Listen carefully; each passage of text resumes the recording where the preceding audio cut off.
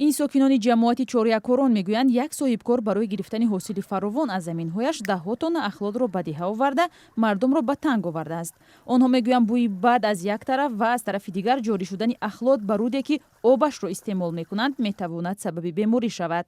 من اینجا با آوردن اخلاقی اکو بخشش برای گفتن اخلاقی آدمی زوتا من میگم که که شما ببینید کانالی که او اینجا او آشومدنی مردمی آب می‌نوشد از همین آب اینا با گفتن تو رویت من چشمم مسیوم کنید اینا می‌هول یک خداملی خونه ما فرزندو قریب 8 نفر ما همین اخلاقی خودم فرزند مردم دیگرش کردور نیستم.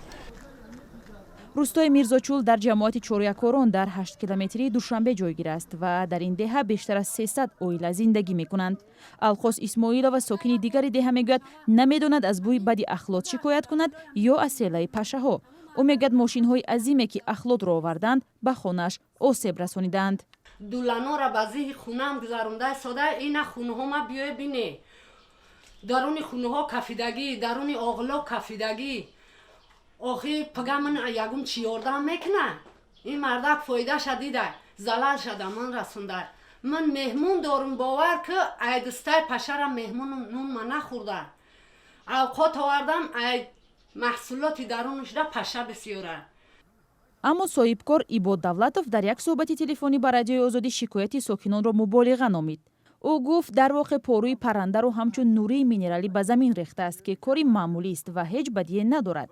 به قبل او زمین‌هایش 1 کیلومتر دورتر از محل اهالی نشین جایگیر شده است و هیچ کارش نیز غیر قانونی نیست. کشاورزان میگویند کاری که صاحبکار انجام داده است نباید در تابستان گرم بلکه در فصل تیره ماه کرده میشد و باید بعد ریختن اخلاد آن را جفت کرده زیر خاک میکرد.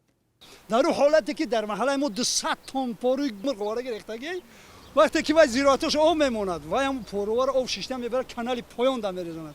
او شما فکر کنید که حوزه محل مردم همین محل از همین کانال آب میخرند و پس سودش هم دیگه توقش به هم آب میشود لباس سر لباس خودش گودکش به هم آب میشود. او شما فکر کنید که حوزه نفس کشیدگیش بود هوای غیج لباس شیشتگیش مثال همش میکروب. مسئولان جماعت چوریکوران به رادیوی آزادی گفتند از مشکل ساکنان آگاه هستند و برای برطرف کردن آن تلاش دارند.